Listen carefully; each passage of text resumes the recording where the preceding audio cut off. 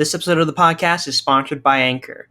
Anchor is a free website that allows you to host and distribute your podcast for free. The creation tools on the website allow you to record and edit your podcast right from your phone or computer.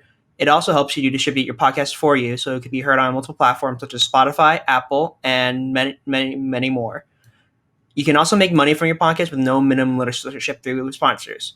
It's everything you need to make a podcast one place. So what are you waiting for? Download the free Anchor app or go to anchor.fm to get started. Welcome back to the Tanooki Studio podcast. Hello. I don't know what this is like.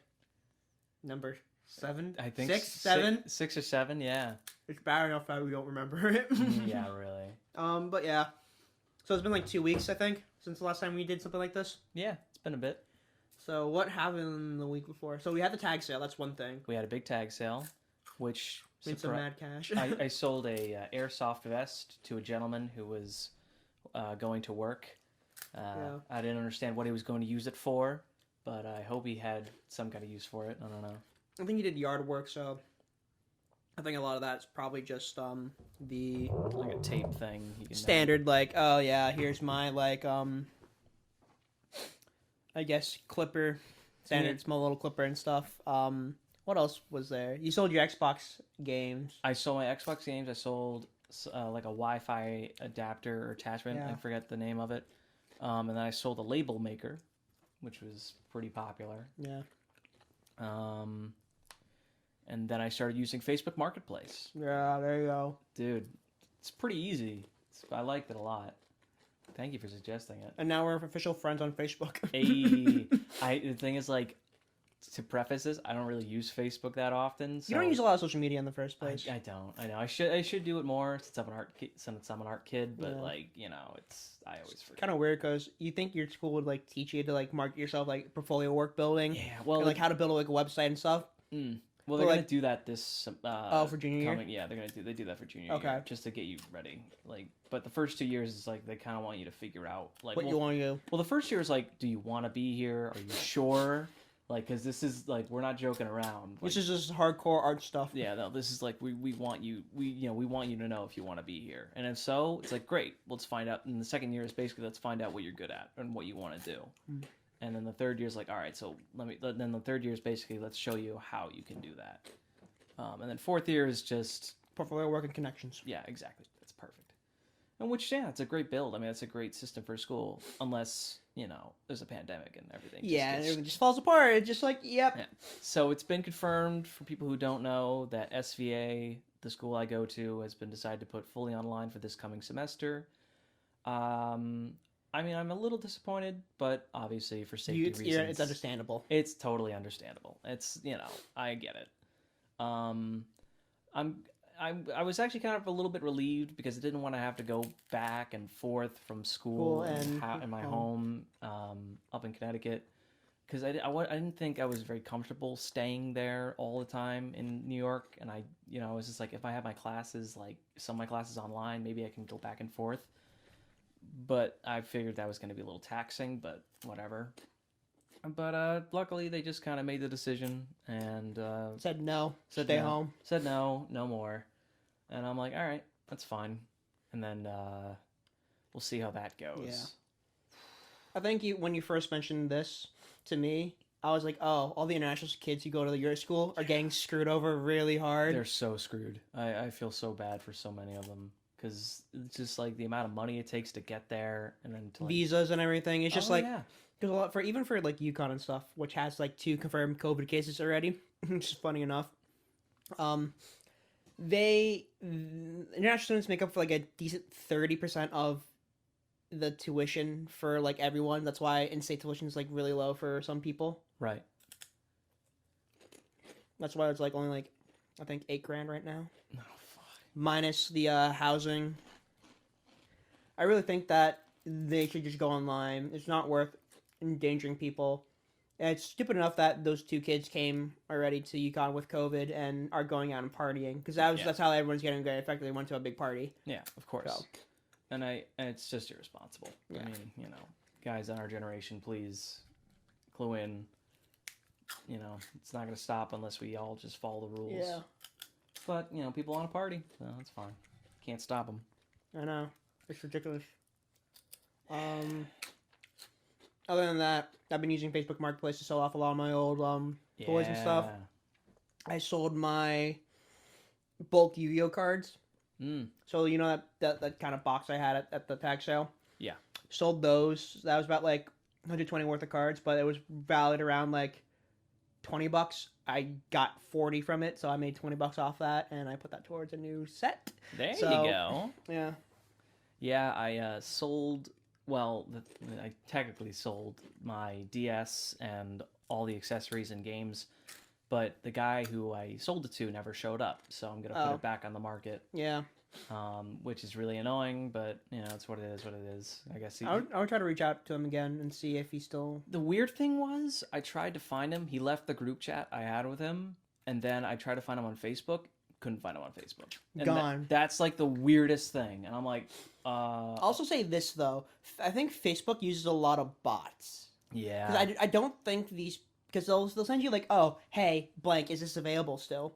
And that's just like an instant notification, you know, where it's like, it's just a button on Marketplace where it's like, hey, is it still available? It's not like they type that. It's just like the single like notification like of them just pressing and being like, yep, here you go. This is me inquiring about it.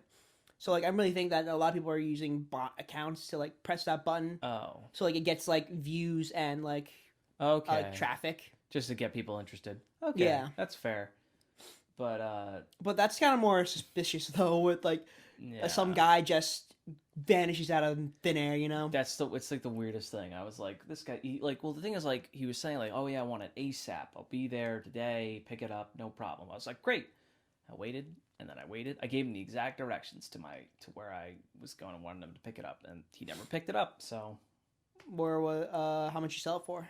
80. Oh, that's nice. I sold my 3DS for 120. Should I have sold it higher? No, it's a DS. No, it's like not one of the newer ones. Well, it does. The thing is, it's selling it with the games, the cover, and the others. I think the games make up for like I think the DS would have been marketed around about 50. The games make up for that 30. Though. Yeah, it all has the manuals and the games in it. So that's what a lot of people are asking was like, does it have the manuals? Does it have like the? Why would you need the manuals? My question. I guess it's because it's like a collector's thing. Maybe. Is it? Maybe. I don't know. Is there a collectible like a market for? Well, people always love old and Nintendo DS shit. cases. I don't know. I mean, I don't know how rare Nintendo DSs are these days, but I think the games might be actually more valued than the actual DS themselves. Yeah, I think games would be more. I don't know why people would want Wipeout the game or Zoo Tycoon on DS, but Right. That's to whoever's own, I guess. Fossil Fighters, Pokemon. Yeah, well, Pokemon is probably the biggest seller. Would probably be the biggest seller out of them because I've got Gen 4. No, I got Gen 4 and 5. Yeah. Yeah, the Platinum and one of the Black and Whites. Yeah, and I was sad because I had gold, but I didn't have the actual game inside. Didn't have the actual thing. I was like, damn, could have sold that, but wasn't there. The Pokewalker thing, the little Tamagotchi thing, that was fun. I really do like the little knickknacks Nintendo does to like sell products. Yeah, because I think it's fun, it's enjoyable. I don't like how they change the mechanics of Pokemon games every generation. I mean, but it's just it's not like they change mechanics. It's like they add something onto it or take something away. Yeah, sometimes they could be good or bad, but depends. I'll say this: Sword and Shield, I'll give it a solid 7. Yeah. I'll tell you that. It's fun. Do I think they could have added more? Yes, but this is just a test run to see what it works like as a full engine. Because, like, it's all little baby steps in the end. Yeah, it's like first one was actually like Let's Go Eevee, and then they moved up to Sword and Shield. And the next one, I don't know if they're going to go for the full open world idea, which, if they do, it's going to sell a lot of money. I know. It's going to take a lot of dev time, though. That's the thing. Because with open world games, right, you technically calculate a lot of things within a certain amount of radius. That's what they're trying to figure out with the Pokemon, because the render distance for things is generally crap. Right. It's not like the camera worthy, and the Switch hardware isn't the greatest, but I think there are certain tricks you can do to like limit that though. So I do think that the ability to zoom in and zoom out of your character like takes a factor of like, yeah, you shouldn't be able to do that because there's such a like if you go to the large one, it looks really bad because there's only a certain radius around you that can be seen. Right. But rather when like if you do like the smallest one, it looks fine. it doesn't matter. It's fine because it's a tight controlled space. Right. I really think that if you're gonna do the whole mobile camera thing, you need to have the radius of the spawning and the camera radius locked. Gotcha. Because inside Breath of the Wild, it's not locked, so it's locked, so it's like you can't zoom in or anything. Right. Yeah. It's can't. Yeah. I mean, from what I've seen, I haven't actually bought Pokemon Sword and Shield. I would love to, but Get a Switch.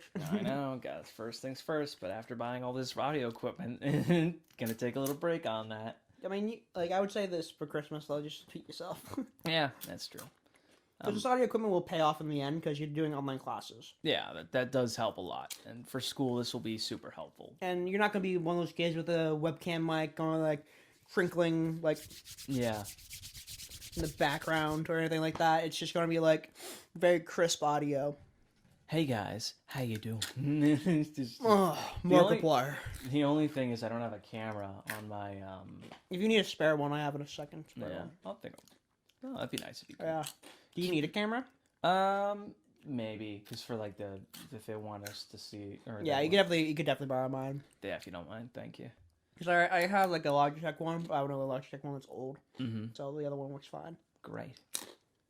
They'd be like, "Oh my god, you got money." I'm like, "Then why do you think I'm here at a super expensive college?" Are they giving you a discount on like the online tuition? Yeah. Well, for one, I had a scholarship, not to brag. Humble brag. That helps a lot. But also they're definitely they're refunding people and they're taking off housing costs. There you go. So that definitely housing costs a lot. So that's great. Wait, was housing like baked into the final tuition or is it separate? It baked into it. Okay. Because UConn's somewhat separate because like you pay different two bills to UConn. I'll have to ask my I'll have to ask my advisor who manages my money, my father. Yeah. But I'll ask him about that. Because I don't remember. The patriarch. Yeah, the patriarchy. But yeah, man, this year's looking very interesting. Yeah. I mean, because like what? For UConn, they said they're going to ship everyone back to home. Mm-hmm. Like you need to get everything out of the rooms by November. Right. Wow. Because like after Thanksgiving break, you don't come back, which is fine. Because like you only get the 1 week, and then it's already finals. Yeah. So it's like, who cares if you don't go back? Right. So it's like, yeah. But other than that, I've been working with a 3D Woodman blender to like do the opening shot and stuff. And Christ, getting stuff out and rendering stuff out from Blender is a pain in the ass. Oh, jeez, I bet. Because it's one thing to do 2D animation inside of Clip Studio, right? Mm-hmm. But with Blender, it's like you have multiple cameras going at each time, and then you need to outsource it properly. Where it's like you put the output here, and here. And it's just like too much to remember, and like to have these folders and folders of information. It's just way too much of like to do way anything. too much to track and keep it. I know. It's just like I really just should have like one main folder for everything, which I do. Right. But it's just getting a lot of like image sequences because that's what we have to work with when we combine 2D and 3D is image sequences. Because you got to put that back plate and mid plate and front plate together, you know? Right. With compositing. I gotcha.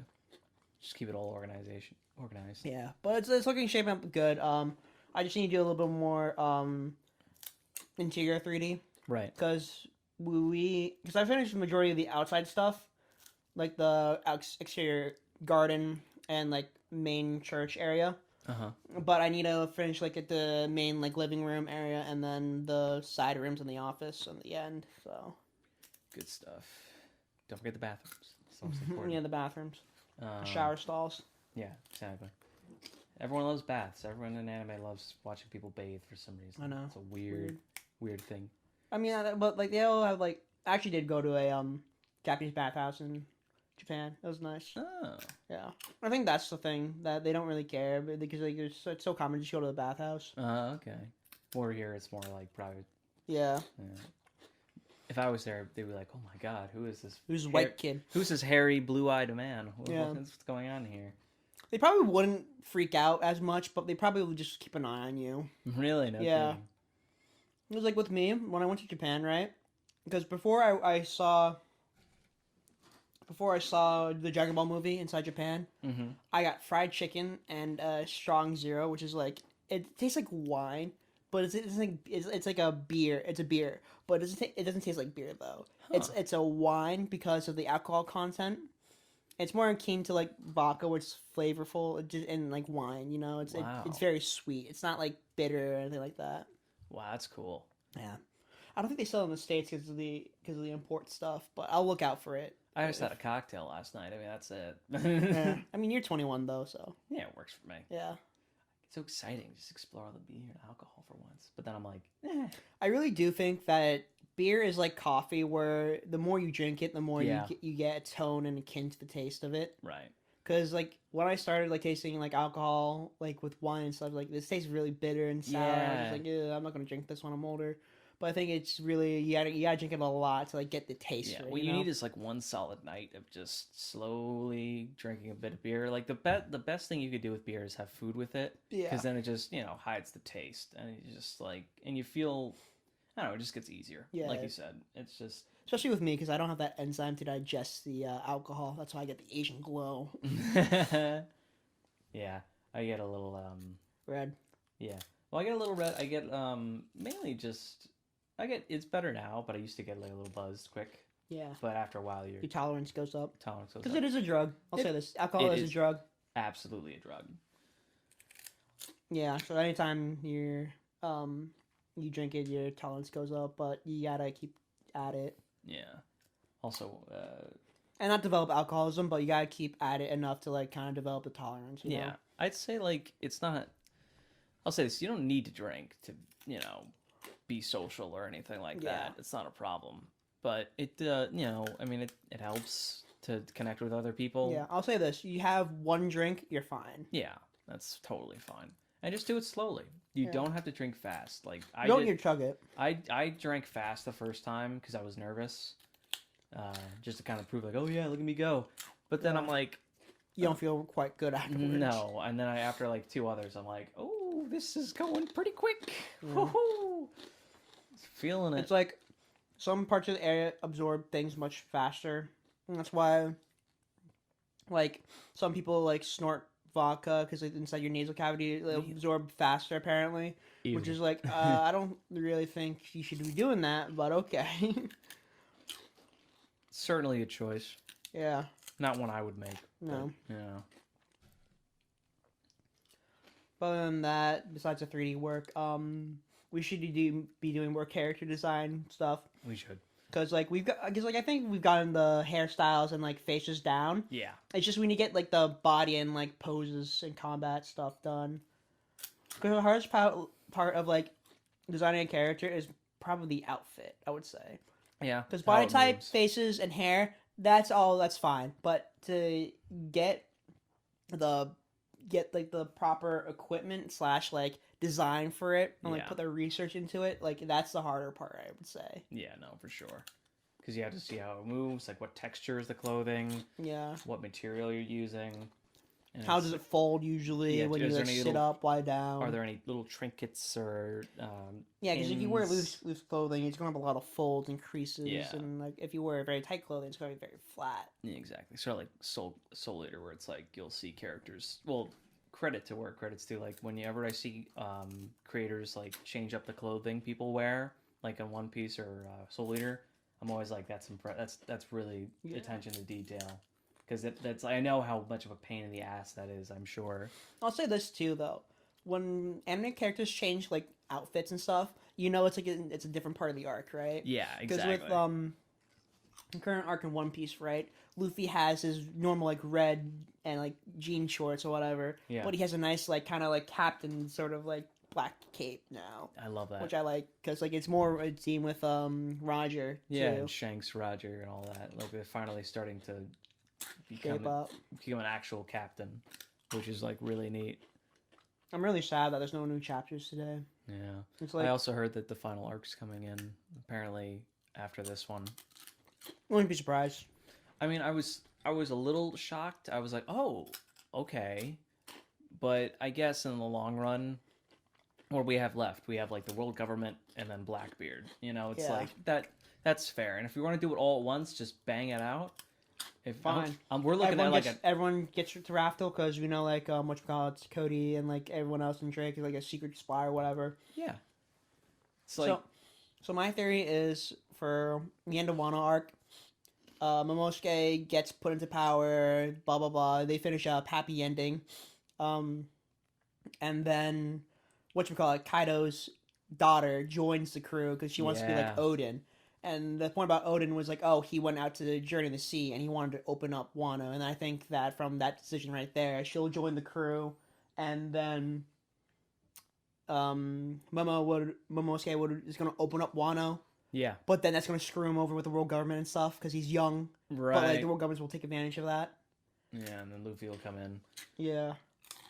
It's like this next arc will probably be like 200 chapters. It will be super long. You know Oda's just going to be I would say this. You thought this was over. The last arc will probably last around 100 odd chapters. Yeah. Just at the rate he's going, I would say 100 plus. All the plot all the like hanging plot threads that need to be taken care of, he's got to tie those up. Yeah. Every single character, like everybody has to show up at some point, get a side mention. Like everyone's gonna expect that, and it's just like, fuck, it's gonna take a long time, and it's not going to be easy. But I'm expecting some fun, some heartbreak. God, it'll be so cool. But I don't know. But I hope Yamato comes along on the crew. That would be awesome. Yeah. Just imagine the One Piece is actually just a giant map of the entire world and like all the little nooks and crannies. And like it is treasure though, because they did say it is. Oda did say it's treasure. So my theory is that there is a treasure map inside at Raftel, which is the ultimate weapon.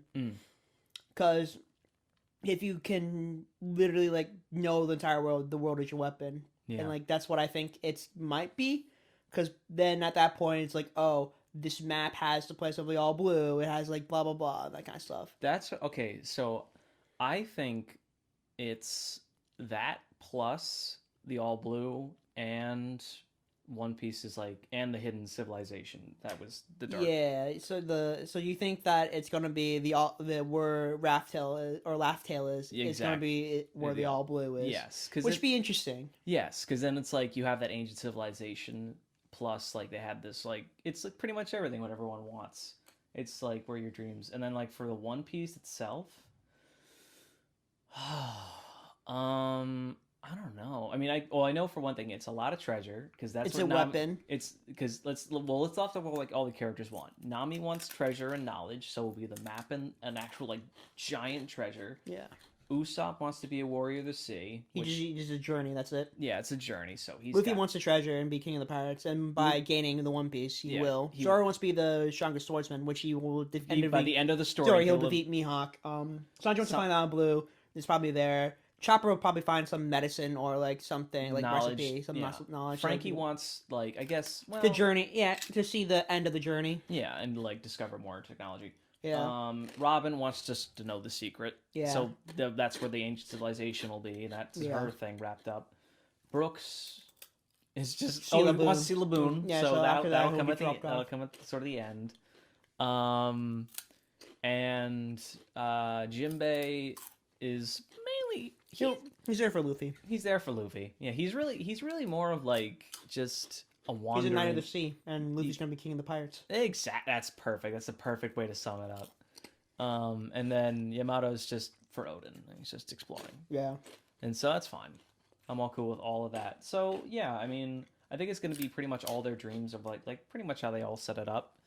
But One Piece itself, it would have to either be like knowledge or power, some kind of joke. Because like you remember, like they said that they laughed when they saw it.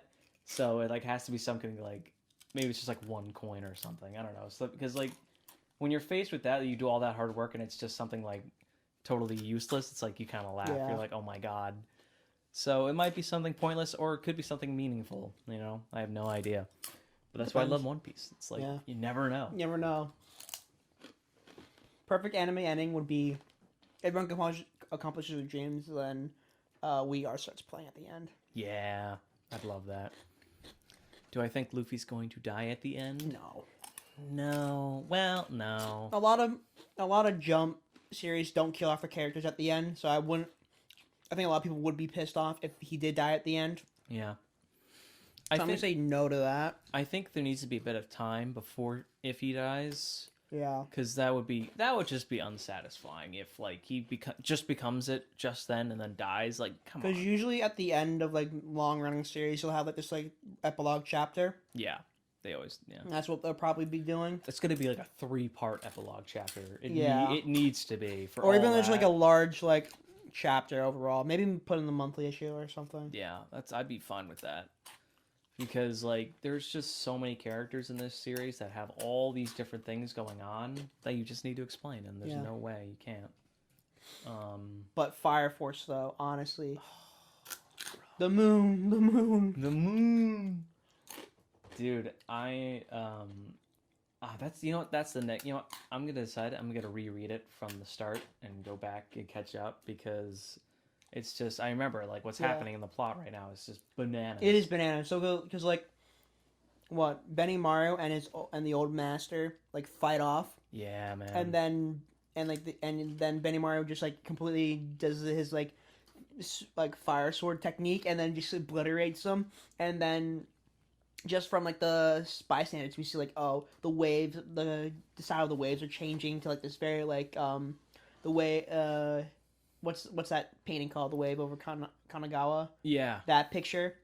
It kind of looks like that, and like the moon turns to the Salt Leader moon, where it's like the cartoony-esque like crescent moon with the moon. Yeah, I'm really interested how it'll play inside of that. Maybe Adola is the Soul Eater world. Dude, that'd blow my fucking mind. I would be like, what the fuck? But it would kind of make sense because we're still in like we technically are. Technically both worlds do exist on Earth. Yeah. So, but I have no idea how this is gonna go. Speaking of series, I told you before, but I finished reading Catching Up to Blue Exorcist, and then I'm on the Black Clover, and I've read almost everything up. I think I'm like a couple like 30-40 chapters away from catching up fully, and I actually had more fun reading Black. I know I'm gonna cause some stirring here, but I actually had more fun reading Black Clover in the beginning than I did Blue Exorcist. No, Blue Exorcist in the beginning is just complete drama. It's just a lot of heavy story plot points and drama, while like Black Clover is like, all right, I want to go from here to this point and then accomplish my dream. That's more easier to digest. It absolutely is, and it just goes, dude. It just fucking goes. Unlike the anime, which completely bricks like the first like episodes. Like the first episodes are like, oh, Asa gets his tome right. But then the second episode is like recap of the first one, and then there's this really long part of like them walking to like the main city. I'm like, yeah, maybe not do that. Yeah, no, it just like it loses it just lost track of what it was because like the manga just goes, bro. It just every arc is just let's fucking do this, let's go. And like my favorite arc, probably the Water Temple arc. Dude, you wouldn't expect it, but like that was a really intense fight, and that was really well done because it's just like out of nowhere, one of the big top 3 guys just shows up. He's like, "Yo, want to go? What's up? Can I play too?" And you're like, "Oh shit!" So it's just like they became this really intense fight with actual consequences because Asa got fucked up later on. I also think that it's kind of funny that we're seeing like sort of the B crew, you know? Yeah. It's like, in actuality, inside of a shonen genre, I would say, you would want to follow his best friend, who's like the chosen one, but we're stuck with this character, so what do we do from here? Right, and like the rival character doesn't get as much spotlight, like Sasuke or something like that. Instead, we're just like, no, let's just focus on Asta, and thankfully, like I actually like this. They weren't even in the same squad. They're like totally like Yuno is super 10 times off. better than Asta in every single way. Dude, he is. He absolutely is. But Asta's like, I have heart. Yeah, and he also is like he's a lot less annoying in the manga. He's actually smart. Like he's not. He's very smart about like how he acts and stuff. But inside the anime, it just kind of seems like very stupid. Yeah, and like that's what kind of annoys me. But also, it's like the thing I didn't like about Rin for the most part is that he just like could not get it together. He could not just like be like, okay, let's just do this. And he's just like, no, I gotta deal with the fact. It's like, oh, it's just like, no, I'll say this: shut the fuck the anime up. pacing is awful.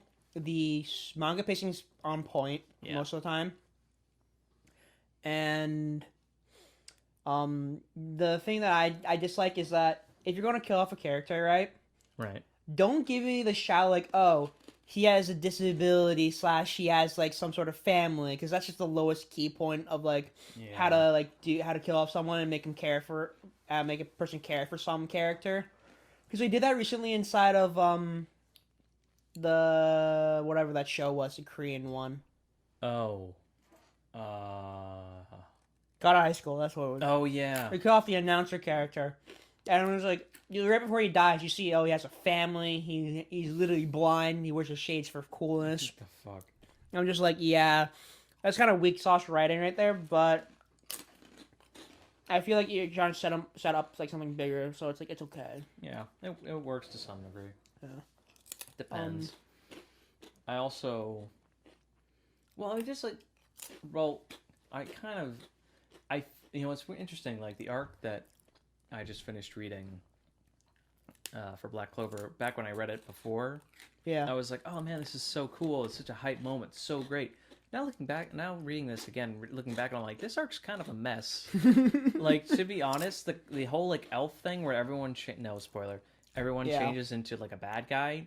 Great idea in paper, but it's just weird. It's just the ending goes weird because a demon shows up, and if this was done like a little slower and was built up to a little bit more, I'd be totally on board with it because it segues really well into the other stuff. But it just like, oh, he just shows up. And and it's like, what? Oh, I'm the master behind all this stuff. I was like, okay, that's fair, but and then the first Magic Knight Emperor shows up. I'm like, what? My question was like, okay, you did all this sort of like build up to like the elves and stuff, but like, how did they really return? Like what is the connection between everyone who got possessed and like the elves? Like, there's not really much there to like do. Yeah. It's like you can't really say like, oh, they're like long descendants. Like then no, then wouldn't the related people be too? Right. It's like, are they reincarnated? Was that the idea? Maybe it's like they have the same body, and then like at one point they just clone like the big three guys.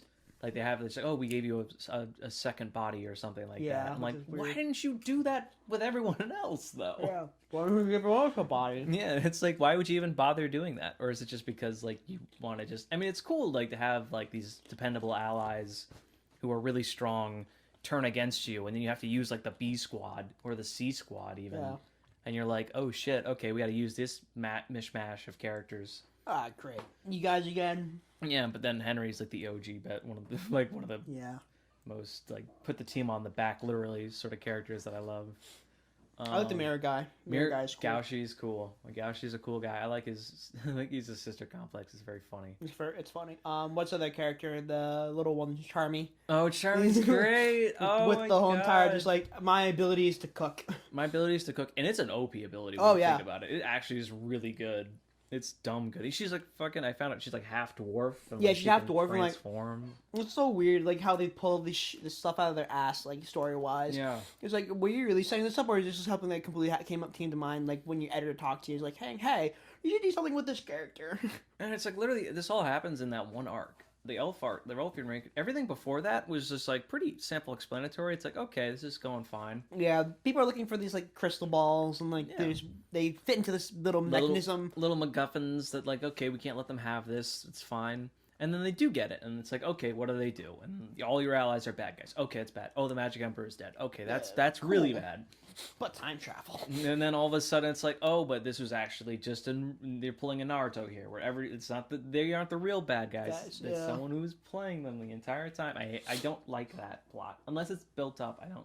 Like because like with like the Akatsuki and stuff, they were all being played by Madara and Obito. Yeah, because that makes more sense in the long run. Because like these people is a terrorist organization / rogue ninjas.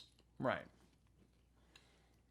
But in reality, they were played by that one lady who I don't remember her name, who was like the epitome of ninja Jitsu. I don't know Which one? The blue-haired one, the one with pain, the or final boss, the final one, the lady who shows up after Madara gets defeated in the manga. Kaguya, the person who gave everyone ninjutsu or whatever it's called. Yeah, it's like you fighting God, all right. I'm like, all But right. like that kind of like fits into the whole bigger setup with Boruto though, because like, dude, okay, I'll say this: the Boruto anime is shit. Pacing sucks. Oh my Pacing absolute sucks. Oh, I but the bet. manga though, it's actually really, really good. Which is a Really? real shame because you can do so much. But like, I should read that. I'll read that one. read the Boruto manga because it's free on the Shonen Jump stuff. So Perfect. it's like, Okay. read that. I would definitely say you would find it really interesting because right now it's like, what the fuck's going on? Someone has a clone that came back, and I was like, what? Excuse me. It But was so cool. I was just like, oh my god, what? How is this even possible? yeah, and then yeah, dude, that actually sounds fucking sweet. I gotta check that out.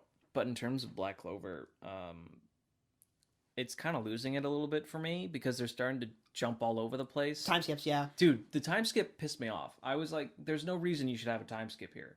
Absolutely none. Yeah. The time skip's supposed to be for when there's been a big moment, a big, like, changing event in the story where these characters are met with a obstacle that they cannot break, they cannot go through. Next thing you know, they're gonna pull like a chrono trigger and go back in time to like defeat the main bad guy or whatever. Please don't. Because I really feel like with the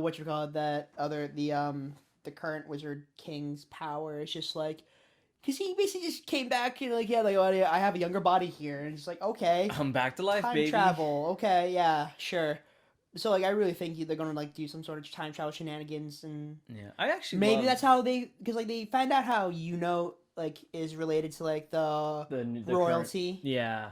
Is royalty, and he was abandoned by his like protector, and also just so happened to be there, which kind of sucks. But like, Oh, I actually kind of like that Osta's just like a random guy. Yeah. I appreciate that like they don't give him any special like legendary backstory. yeah, legendary power or anything like that. I like that a lot because it just makes him more human. It's like that's great. The fact that he can't do anything. Yeah, because when you really think about it, the whole shonen setup, like, oh, the evil people killed my family. I need to get stronger to like defeat them. Right. And it's just like, yeah. No, this guy's from the bottom of the barrel. That's why I like History Stronger Disciple Kenshin so much because the guy had no he had nothing special about him at all. He's a fucking loser. Yeah. Yeah, he's a fucking loser, like they all are, and it's so great because it's just like this is the bottom of the bottom, and if I can do it, you can fucking do it. You know, it's like that's a great theme to go with. That was a good show. I remember that fondly. Yeah, a lot of risky shit though. Yeah, no, like that was like, it's very like comedy for what it's worth in the end of the high end action. Ending was weird, very strange, very kind of manga rushed. or anime. Manga. Okay, anime branded up pretty well. The manga, it was like just kind of like strange. It was just like, let's just fucking do it, just finish it now. And I'm like, all right. Yeah, the anime is just like, yeah, the two get married. So what? Done. Yeah, they do show that in the manga though. Like they showed they get married and have a kid. Yeah, which is like that's nice. Yeah. Eventually, like they could have done more, obviously, but then like, no, let's make a spy series. And I'm like, all right. Yep. Which looks weird. And I'm like, compared to Spy X Family and like Tetsuya or whatever it's called. The Tetsuya family one. Yeah. The Yakuzuru. Yozuka. Yeah. Yeah, that one. The one with Taisho and Taisho. Yeah. Yeah, man, those are good. Those are fun. I think out of all of them, though, Spy X Family is probably the best of them because it just nails the concept. The concept really well. Yeah. I really think one of those are going to get the anime in 2021. I really hope so. I hope Spy X Family does. Because that's just a solid art style, and it's a solid... Because, like, what? You still have quality. My Hero that's being animated, but after... Because, like, Dragon Ball's completely animation-wise. Yeah. And One Piece is going, so you have, like, One Piece... You also have Jujutsu Kaisen Jujutsu coming. Kaisen... Well, that's not Toei, that's Toho. Toho, So that's different, because Toei does One Piece and Dragon Ball. Right. The So, Dragon like, Ball's kaput. Yeah, so it's one of those things where it's like, okay, what are they gonna do? And like even it's like Studio Bones and like Toho do My Hero too. So like they split the IPs pretty evenly between multiple studios. Right. But like I really think for these ones they'll probably go with like Toei, I think, because like, it's really simple to do. Yeah. I feel like if they ever do any more animation for Dragon Ball, it's just gonna be movies from now on. There's no I way. really hope it's just movies from this point on. I absolutely agree. It's like they really feel like the manga deviated so far from like the actual story that it doesn't even coincide anymore. No, so it it's does like not. you might as well either start off from Broly and then say, hey, Morio is like this new bad guy afterwards. But you kind of already screw up the point of like, yeah, Goku already sort of mastered Ultra Instinct. Kind of. He got a grasp of it. He got a grasp of it pretty much. I guess you do more with that, but I would say just kind of the same form. They do so much with Vegeta in this new arc. Oh yeah, they do a lot with Vegeta. They teach him instant teleportation, dude, and he doesn't use it anymore. He's like, nah, I'm just done. I just learned it to just be on your level, Kakarot. And then I learned this new ability, which, by the way, actually kind of OP because you can beat fusions now. You can beat fusion. I'm like, what the fuck? He can just beat fusions? Okay, that's pretty cool. Power level is just soaring. Yeah. Or, I would say this, power level is one thing, but usefulness is another. Yeah, it's like having more techniques than now is great. And I hope he goes back to the planet just to learn more shit. Because if he can go giant Vegeta or clone himself like multiple times, he'd be unstoppable. Yeah. I mean, come on. But, I don't like Mario though.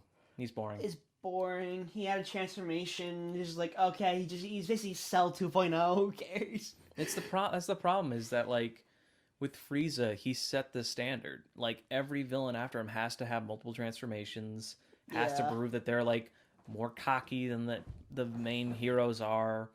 But Cell had somewhat of a personality, but Boo was just nothing. Boo was just like an anger. Yeah. I think at that point I was just like, yeah, I'm just kind of done writing this, so it's like, yeah, I definitely feel that. I know that Toriyama was just like, dude, Cell Saga or Frieza Saga was supposed to be the end, but it's whatever, it's fine. It's fine, just keep it going for the money for a bit, and then look at him now. He's probably wasting inside thousands and thousands of yen. Oh, absolutely. I mean, the man is one of the most richest men on earth at this point. I don't know. Well, I wouldn't say that. I'd probably say he gets shafted by Shonen Jump mostly. Probably.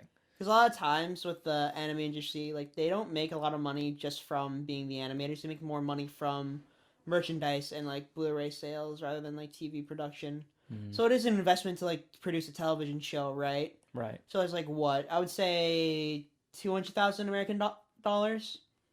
So like 200,000 USD, right? Right.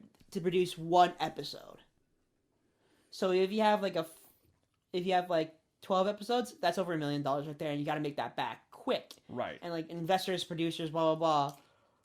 Well, what you want to do is make sure they get their money back plus some, and that's the hard part. The plus sum's the hard part. That's why Blu-rays are mad expensive. Because like I remember going online and seeing like Dragon Ball Blu-rays for like $50. I'm like, that's way too much for only 4 episodes. I'm like.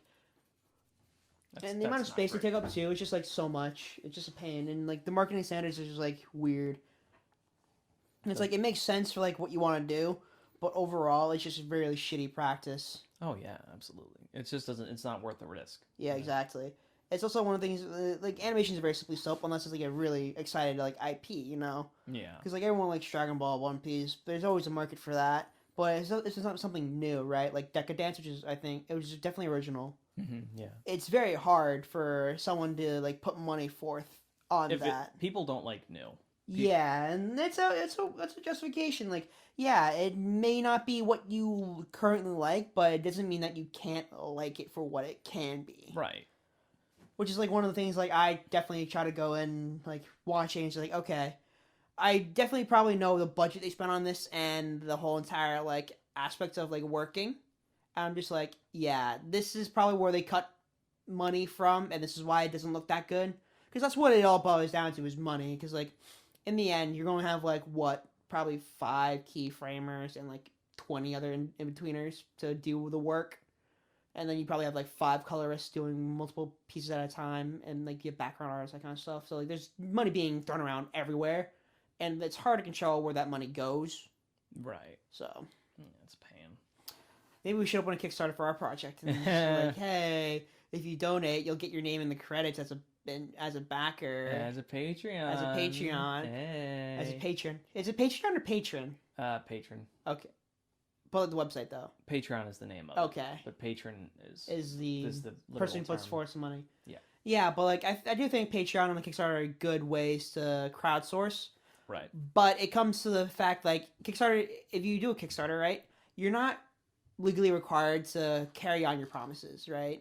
So you can just literally take the money and run with it. So that's kind of the shitty part about these things, where it's like, even though you crowdsource money, right, if you don't come out with a good product, like people are going to be mad about where the money went and stuff. Yeah, and they want their money back. It's also one of those things where it's like, yeah, because like that Simon Cat thing or whatever, he asked for like what, I guess 30,000 USD for one cartoon. I'm like, that's way too much for what you're producing, even if it's a single man, like somewhat single man team. I would say 10 grand at max, because like it's just you, and 10 grand will carry like, for say like $3,000 rent. So that's only like, yeah, $7,000 left for food, utensils, and payment if you need to bring other people onto the thing. So if you budget yourself correctly, it's one of those things where you definitely need to make sure you know what to do when you budget things. Right. And investments in the long run. That's why we upgraded our microphone setups, because like it is an investment. Yeah. It's a good $300 investment to kind of like have this instead of the shitty Blue Yeti mic, which is just like, you know, right, not always the best quality in the end. Exactly. So, yeah. Which now we're living. Yeah. You know? Now Did you hear that the creators left of Avatar left the live action Netflix production? Really? Yeah. Wow. People were mad salty about that at Netflix. Avatar, which one we talking about? Last Airbender. Oh, okay. Yeah, the creators exited the project because they're having creative differences with Netflix. Wow. Which is going to happen, and that's justifiable. Like, hey, they didn't want to honor our vision, and we left the project. That's fine. I have no problem with that. My problem is with Netflix being so confrontational with like the actual creators of the show and them saying, no, we want this instead. Because it's like one thing where it's like the Death Note, right? Yeah. A live action Death Note series or a movie with Netflix. No one cared about he was black. No one cared about that. They cared that he put out guns and just like his character overall. Because like it's not the type of character L is. He's thinking. He's not very action oriented in the sense of like, oh, I'm just gonna pull out guns here and there. It's like I'm gonna wait and play the game. So to win it. And that's what I really think Netflix should do better of, is like actually getting people who know these certain characters to do the correct things. Because like I'll say this, adaptations are hard to make, but it doesn't mean that you should follow the book 1-to-1. No. You should take some creative liberties inside sets, character designs, and that kind of stuff.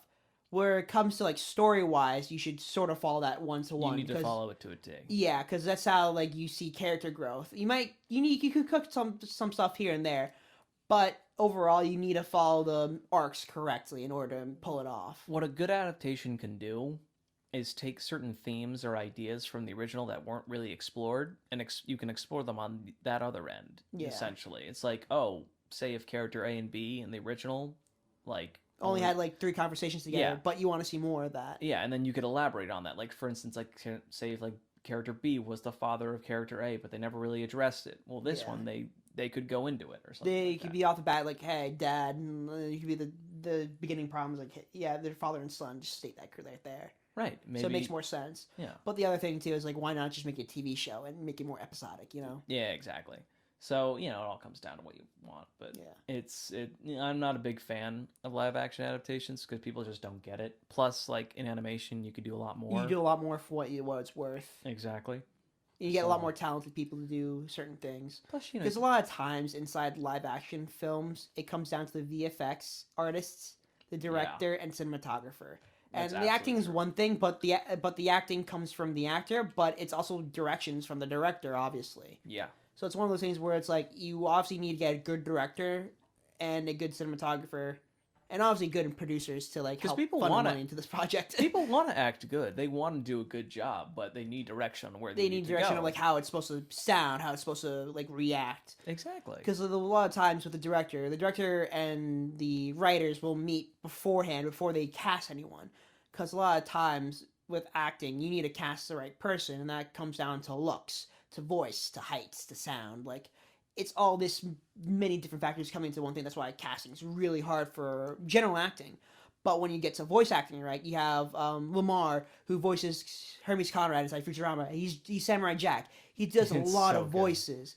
It's one of those things where any person of color can voice a cartoon or anime. It's that thing where race is not a factor. And another thing, it just works. I mean, having that range is amazing. And being a voice actor nowadays, if you have range, you're set. I mean, it's so good. So many opportunities for what to do.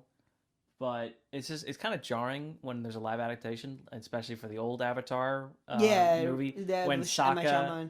They look white. They're white kids. They're white kids. They're white kids, when they're originally supposed to be, like Eskimos. And it's they're just like supposed to be Eskies, dude. It's very jarring when you're just like, this kid's from like South LA when like you're supposed to be. I mean, they look brown, but they don't look like Asiatic. No, and I'm like, and then of course Aang's fine, I guess, but this is kind of weird. Aang was fine. He looked like a girl, though. That's my problem. Yeah. He looked too female with like his sort of eyelashes and sets. That's another thing. It's like if you change character for diversity's sake, it's kind of jarring, and I don't like, because if it's for a specific plot point and you just change the character based on that, like if there's themes of race or if there's themes of like. If there was themes of race, right, it probably would be in there that one of the characters would be not white, you know? Right. But if it's like your character who was originally supposed to be a man, or I don't know, when you change a character too much from the original idea, then that's not the character. It's a totally different person. So it can kind of be detriment to the story. And actors also always bring other baggage too, because like Scarlett Jones, right? She does Black Widow. She was the Ghost in a Shell. She was Lucy, and it's like those are very typecasted like roles. They're very dark, brooding government official, like or badass woman. It's one of those things where it's like these always carry like some sort of like aspect with them as actors. Because Ryan Gosling is a very pretty, like it's a pretty boy basically. Yeah. I don't think he could sing because that's when I watched whatchamacallit. The Voice? The one in LA with Dancing with Emma Stone. Oh. La La Land. Oh, La La. I don't think any of them could really sing properly, and I really think they should have gotten people who could sing. But that's the other thing. Like people wouldn't probably see it if Ryan Gosling or Emma Stone weren't in it. Name of actor in movie. Yeah. Which you got to take your kind of choices here and there. It's like I don't know. It's a pain because nowadays it's just like, especially like in animated movies, instead of having like genuinely good voice actors or people who can. So it's like pointing towards your face. Gotcha.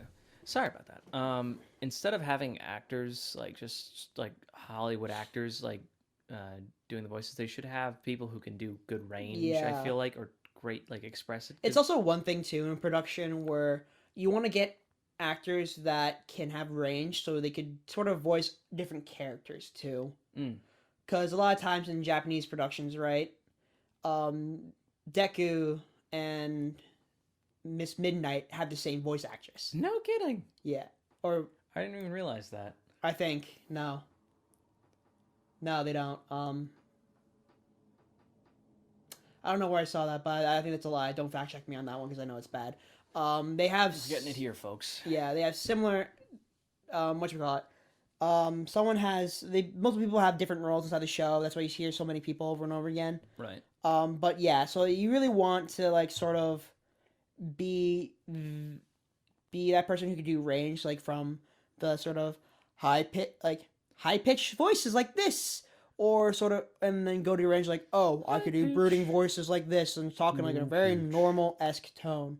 Accents is another thing too, where it's like, oh, just put on the B and the esky, will ya? Yeah, it's like, yeah. Actually, I really talk normally like that. Anyways. Hello, how you doing, God? Now, how you been? Yeah, it's one of those things where it's like, the more range you have as an actor, the better you'll do. Because what people look for, especially with like student films and stuff, is like, your range, not just your body type or like your flexibility with stuff. It's your range of voice and how well you can act up emotions, right? It's a range of emotions that you can show on stage because no one wants to see a bland ass motherfucker on stage. People want, well, for one thing, it's about communication and what you're trying to tell the audience. A lot of animation was based off of silent films. And characters who couldn't speak because they, well, didn't have the technology back then would do it through physical action and like, being able to show in body movement. Yeah, and that's why what they want. Deadpool is like, if you rip out the sound, it's still very, you still get what's going on. You could tell he's a jackass, but it's just like, so that's why it's important to, oh my god, I'm losing track of my thought.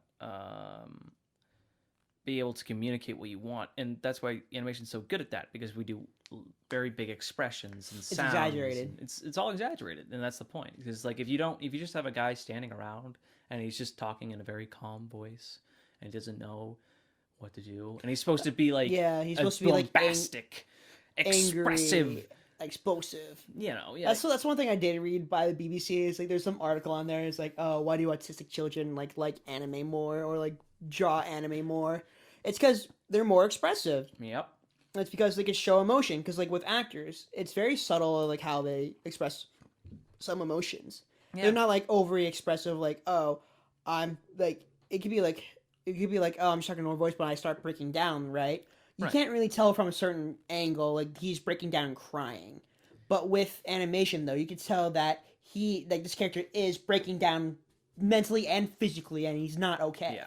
I mean, the point of live action is supposed to be subtlety, and the point of animation is supposed to be exaggeration. Yeah. I think that's the best way to sum it up. I mean, you could do both with either, but it just requires certain techniques and a little bit of trickery.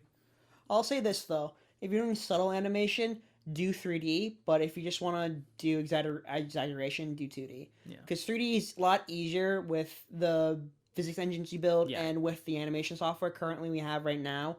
It's a lot easier to do that than do all the subtle stuff rather than like kind of do 2D with it. Because with a lot of 2D, it's like you just like slowly moving frames here and there, which might not look that good. Right. No, it really, it's a lot easier. It's the easy road to take that way. And obviously traditional animation, like especially in anime, like when they didn't use that, could do it through certain shots or just close-ups of the character's face, but it requires a little finesse. Yeah. I always like how everything comes back to Disney and they're playing camera. Yeah. That's the only thing I like about Disney is that when it comes down to it, they were pretty much the innovators at the time for animation. Absolutely. And if like, I really do think like once it hit the 80s, like all animation up to that where it was produced in a similar fashion, where it's celluloids painted on, and then you once you hit like the 80s and 90s and stuff, it starts getting towards more digital where things are just placed in and like you don't have to like you lose the sort of like fuzz and shade background stuff of like certain things. Yeah, I mean Disney at the time really pushed the envelope. I mean, the biggest thing that they contributed, in my opinion, was the inclusion of drama in animation. Because we had comedy already with like Felix the Cat and Mickey Mouse and all that. Bubble the Clown. But with Snow White, we were able to see drama, sadness, sorrow. It was able to tell like a decent story. Yeah, it was an actual story with ups and downs. And being able to include that is just incredible. And now it's able to show that we're actually able to take this to the next level. And it really just influenced everything going forward, which is awesome. And I'm super happy about that. And I'm glad they did that. Nowadays, they're, it's not as great as it used to be, obviously, with Disney. But, I mean, they come back every once in a while, so it's fine. Yeah. I really think that with Disney and stuff, it's more of like the innovative technologies they produce rather than the factors of animation-wise. Yeah. Because, like, since the planar camera they invented, nothing really changed afterwards until shit hit 3D when they bought up Pixar and that kind of stuff. They became more of a full-on company than an animation studio. Yeah, because they're managing like Disneyland, that kind of stuff. They needed to manage different properties and stuff, so it's like it was a hassle. Yeah. I'll say this: managing things with a law is a hassle. Oh, absolutely. It's because like, you need lawyers on top of lawyers to review things, contracts, blah blah blah, and that's why like the animator strikes are so prevalent. It's just the contracts and like the amount of work they were given was way too much for what it was worth. And like even if they took away benefits, even because like and that's the thing is like if you take away benefits, right? Just like come on, like It's a you major just pain in the ass. yeah, you're just being you're a hindrance at that point. Yeah. And I could see the argument of like 2D animation losing money on one end, but that doesn't mean you should just like completely uproot everyone and say no, you gotta do this now. You know? Yeah. No, it's the artist's dream versus making money, and Yeah. it's tough. You got to make decisions like that a lot of times, and that's like going to be one of the biggest things you'll have to face as a professional. Is just what are the rules and how can I work around it? Yeah. In some cases, that does help because you could just come up with genius ideas. And This is the big new genre or whatever. that exactly, everyone sort of hops like on. noir, where it's like you can't yeah. really show violence, but you can kind of show hint like at it. yeah. What was it? The Public Enemy were the two. That was my favorite, like sort of noir, I guess, Yeah. gangster films. Mm-hmm. Where they just show the shadow like hitting someone. Yeah, or, you see, you see the knife, but you don't see the action. You know, you hear it someone builds screaming suspense. in the background. You're like, ah, Arg, arg, ah, Arg. I have been stabbed. Ah, this hurts. Ew. Yeah, but other than that, though, it's like okay, noir is one thing, but like, I really do think the whole genre of like teenage films, though, kind of sped up in the 2000s. Yeah. And I would say that there are a bunch of hit or miss ones. I would say Hunger Games were decent with the special effects. Yeah. And story wise, it was okay. But like Harry Potter and stuff were just like way better cinematography wise, and just looking at these films like in hindsight, you can definitely see what the market is for. It's like for these young adults / teenagers. Yeah, I mean, what people like is just a crazy theme or a crazy idea that kind of like also has a bit of like real world logic added in. Yeah. So it's just like, how would this work?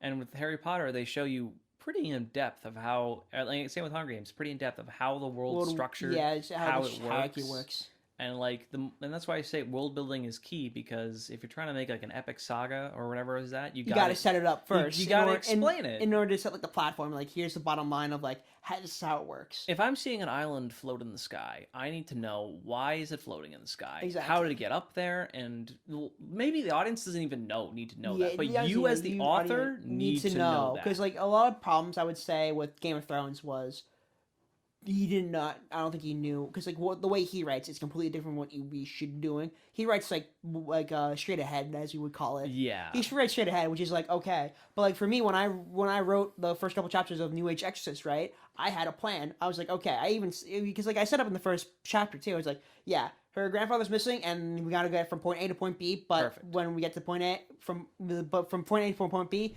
there's a little bit here, point C, D's, and the F's over here. You know, where it's like you have to make sure that when you write, you need to have a game plan. Exactly. And then you can be like Stephen King too, where it's like you just write so much stuff that you literally are throwing wet spaghetti at a wall to see if it sticks. Yeah, sadly, yeah.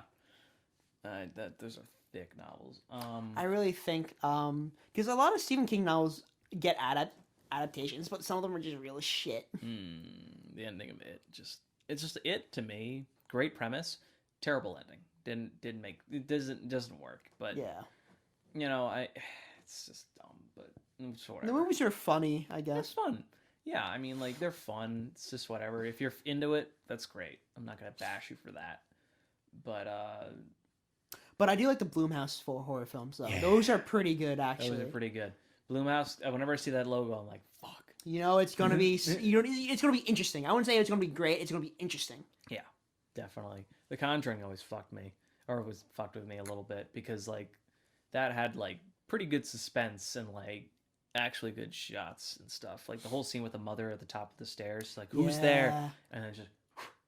And you just hear the breath and the light goes. You ever see the TikTok of like the guy walking down the hall and shutting up, and his son just like crawls behind him? Yeah, that's the funny part. It's like, oh, they're doing the Conjuring and like Exorcist kind of stuff.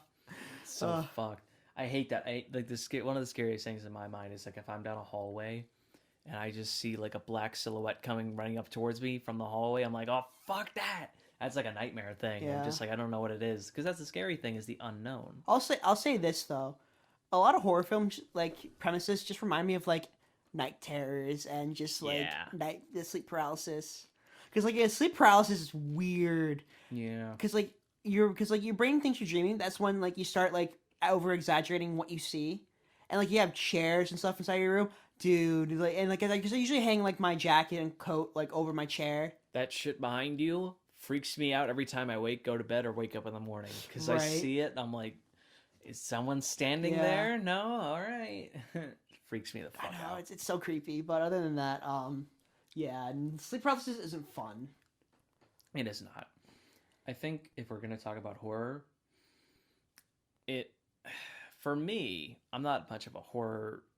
I'm not super knowledgeable about horror, but I know a bit. I guess like the biggest thing I'd say if you want to do horror, probably do the fear of the unknown.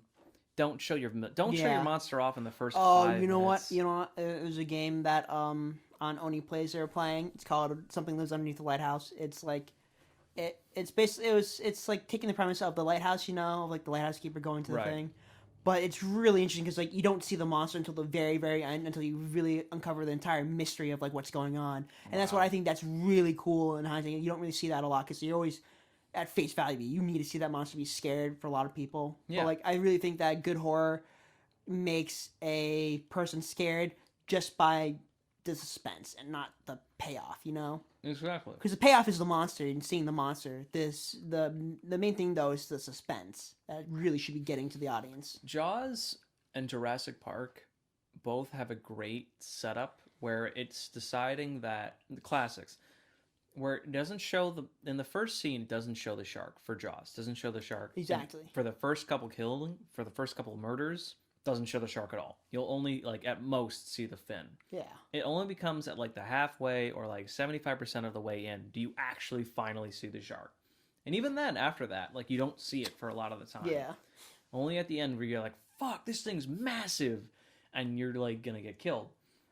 For Yeah. Jurassic Park, it's like, okay, we've seen the herbivore monsters and we see like how beautiful they look and it's amazing, but yeah, and you see the beauty of it and we see the grand idea. It's like, this is amazing. But what about the T-Rex? Yeah. But what about the the Velociraptor? Velociraptors. Big boys, the bad boys. And then we're like, okay, did we get to see them? No. No. Don't see them for a very large majority of the story. Even like the whatchamacallit, the ones that kill the fat guy, right? The little we don't see him. We don't see him until like that until the time they actually kill him. The biggest example of a Chekhov's gun. Yeah. It's just so you show it, you make note of it, and you leave it for later. It's perfect. But yeah, I mean the best way that could have gone was the T-Rex showing up. That's the perfect example of how this goes wrong. And like they make note of this too. It's like, this is a bad idea. I don't think you should do this. And I was like, no, it'll be fine. Yeah. And of course, it all goes wrong. And the moment the T-Rex shows up, it's fucked. Now we're in the jungle. Now we're fucked. Speaking of like Chekhov's gun and stuff, but like for film and stuff, a lot of times people mistake like, oh, you should like put as much as like background stuff as you want. Right. And I'm like, no, you shouldn't, because everything has a meaning. If it's on the film, it has meaning. Right. It's supposed to keep you immersed into the background's supposed to keep you immersed, right? Mm-hmm. So that could be like multiple different things. Like if it's a study, you want to make sure it's filled with like books and literature, and like you want to make sure like it's very high classy. So like you might have a tea set here and there, but when you bring stuff onto screen, like as like the main focus subject, you want to make sure that these things come back around, because people notice the stuff where it's like, oh, they literally forgot about the book in the beginning. What's with the book? Like, what are you leaving in the dark over here? And if they don't see that, people are just be asking questions, and that's right. Bad. Davis, I'm going to leave a gun on this table. I will bring note of this back later in the story. Exactly. And it becomes this thing where you forget, and like when someone says something like that, or like, brings it out again, or like, if they don't make mention of it, then it's like, okay, but what happened to that? It's like something that pops into their head. They're like, what the fuck? It's like, where did that go? Yeah, exactly. It's like, so my problem with Star Wars is they forget a lot of things constantly. Yeah. I'm just like, there's just too much. There's so much. It's like someone with ADD literally wrote this and like could not get their thoughts in order of like how they want to structure this and how they want the characters to act, because they're very sporadic now. They act like talking wise. It's a real pain. Yeah, it's one of those things where it's like too many cooks spoil the soup.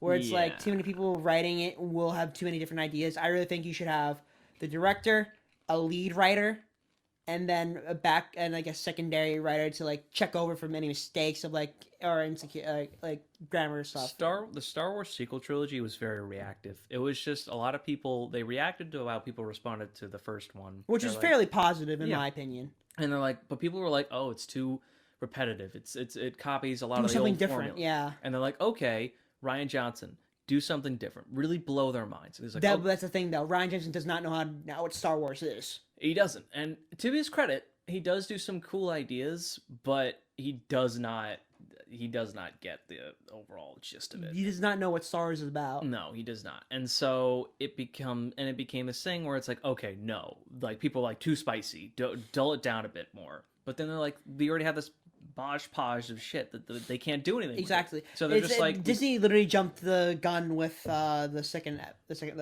part. Yeah, second and they're movie. like, okay, let's just sprinkle some sugar and some little bit of that and just throw it at them. And they're like, well, it's just a hodgepodge. You can't do this. And now they're like, well, sorry, it's over. Just let's clean up the kitchen and start like a whole new saga. I do hope the Obi-Wan series is good. Dude, I don't know where the hell Mandalorian's gone off to. I know it's probably still in production. It's definitely in production. I think they're still in production for Obi-Wan again. Okay. I'm just looking forward to The Boys season 2. That's the only thing. Oh, I thought that came out already. I keep seeing ads for it. Dude, me too. On Amazon. I'm like, is it out already? I keep forgetting, but like I remember like, okay, it's coming out September, and I'm like, it's taking so long. I know, right? I just finished rewatching it, and I'm like, all right, great. Oh, you know, I was watching over and over again. So back in the early 2000s, there was a Mega Man anime. Oh yeah, you remember that? Yeah. So it was the games to go along with it, but like it was a really cool concept in hindsight to like think about because like, that predicted pretty much AI like companions like about 10 years in advance for what it was worth inside 480p. But yeah, because like when I really think about it, the aspect of like, oh, you have this little personal like AI sort of friend, which is the NetNavi, right? Right. It's like I want that, and it looks really cool. And I do think like they predict because it's supposed to be like this futuristic city, so like, but it's normal enough for it's like to be relatable, right? And that's what I wanted to like when looking back, like, oh, I want to shape more of like the island for New Age, it's like this because it's more of like a normal city, but like has really high tech aspects to it. Right. There's certain aspects that add the fantasy into it. Yeah, but yeah, the Mega Man. I was just watching old episodes of that. And I'm just like, these guys from 4Kids definitely knew how to do voices, and that's the thing. When like you said like Sean Schemmel and like all these other guys and gals like doing voices, like, oh, I know who this person is, this person is, this person is, and like even just looking back like on the newer episodes of like Yu-Gi-Oh, right? You could definitely like hear a bunch of different people within like 5Ds or like even Arc 5, and like it's really cool to bring out like other old characters back into the Arc 5 series, which I enjoy. They did well, you know. 4Kids did a better job with that than they did the One Piece version. So I'm just gonna say that. Yeah, oh, dreaming, don't give it up, Luffy. Dreaming, don't give up on Zoro. Dreaming, don't give it up, Nami. Dreaming, don't give it up, give it up, give it up, give it up. I want to make a shout out to Totally Not Mark for doing a fantastic job in the review for One Piece. 10 out of 10 nails like everything. I was watching it like the so good the play-by-play. It's pretty good. He has like, very good criticisms of like how the series is and like how like good aspects of how it is and like how it works. It's brilliant, and like he highlights all the good aspects of it too. And I'm like, yes, exactly. This is what One Piece is. Yeah. How long have you been going on the computer? Let's see. You've been going for a long time. An hour and 14. Hey, all right, so we're gonna call it here. Yes. So we got our new mic equipment. We're doing all this stuff. It's fantastic. It's really fun. And we'll see you guys next time. See you guys later.